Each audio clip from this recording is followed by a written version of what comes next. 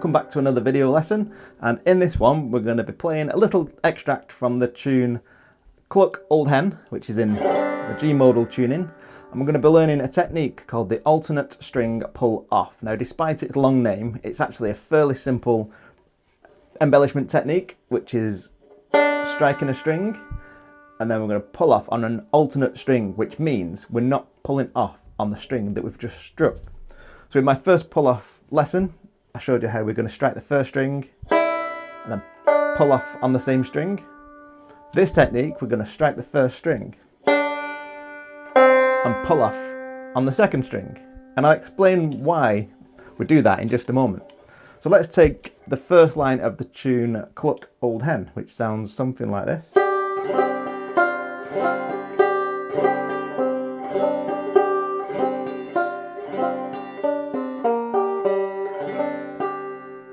Now, with the tab that I've just put on the screen, we're only going to be focusing on the last two measures, which should sound like this.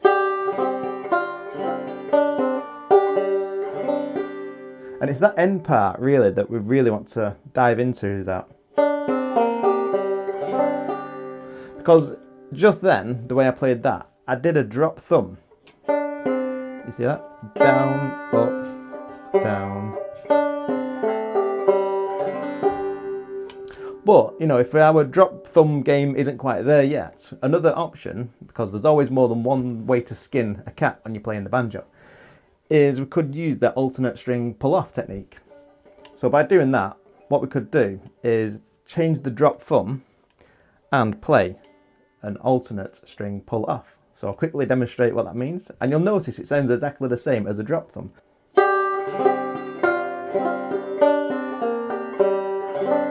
So that was drop thumb.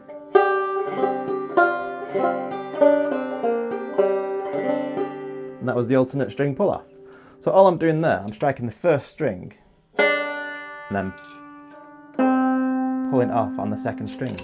And what that allows me to do, because remember, with the basic frailing strum, that clawhammer motion, our frailing hand can only be in one of two directions. It's either coming up or it's going down. And once it's gone down, it can only come back up. Once it's gone up, it can only go back down.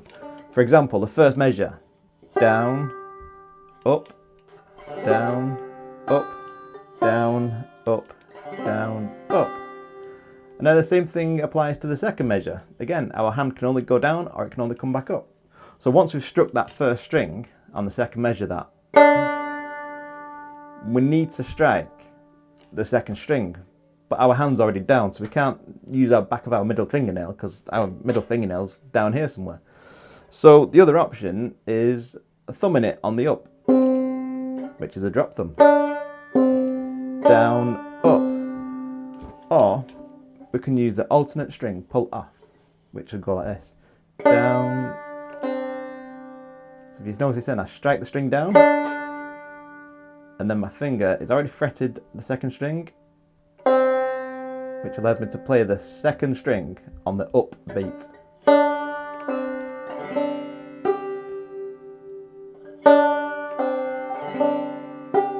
We'll do an exercise in just a moment together, which will help us to play through that. So on the tab, the alternate string pull off will show a single note as a ghost note, which is usually in brackets or parentheses.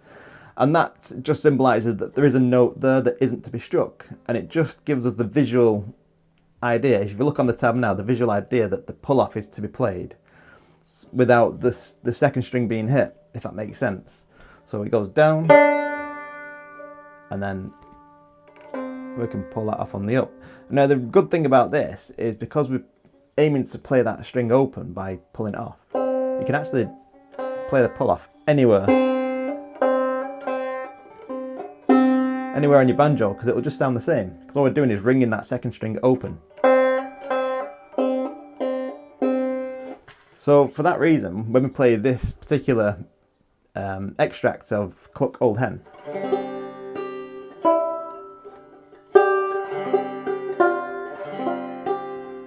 our index finger is already on the first string at the 3rd fret.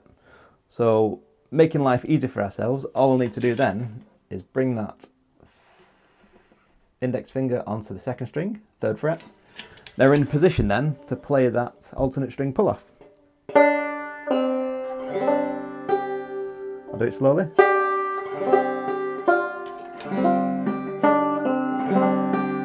Again. I don't know if you can see me there.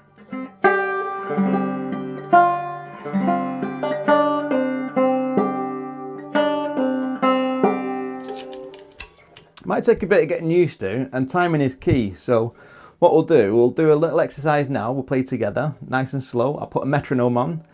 Don't usually like using metronomes, but sometimes you have to be a little bit robotic to really understand how the structure and the timing of a particular exercise fits into the overall basic frailing strum, and understanding that that frailing hand can only go down or up, down, up, down, up.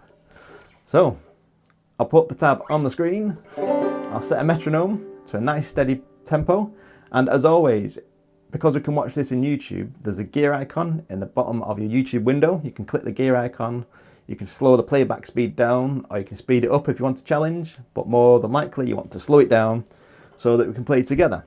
And what we'll play this exercise twice, and we'll do 4 rounds of it, and hopefully it'll help you to build those core skills. And at the end of this video, if you want a lead sheet that you can print off, a printable, print-friendly PDF, if you just click in the link in the description of this video, it'll take you to my website and you can download the lead sheet, and you can also download the full tab for free of Cluck Old Hen in G-Modal. So hopefully you enjoy the end of this lesson, and if you do, be sure to give me a like and a follow and all that good stuff, and hopefully I will see you on the next video. So let's practice this exercise together now. 1, 2, and 3, 4, and.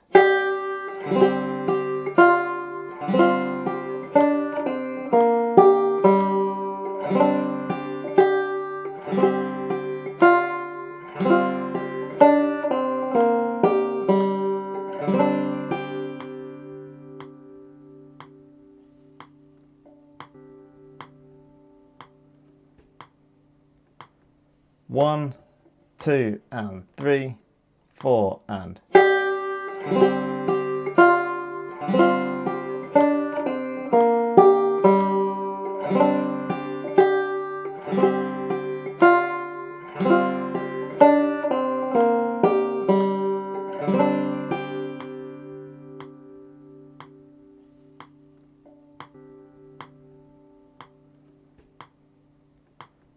1, 2, and 3, 4, and.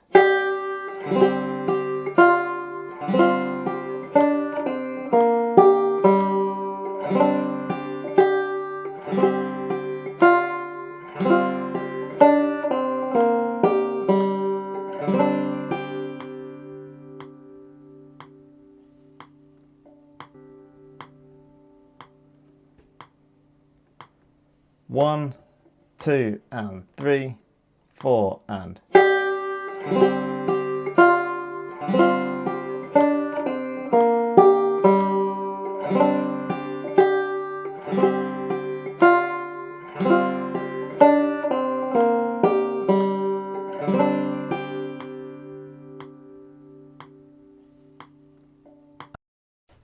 'So good luck, I hope you found that useful.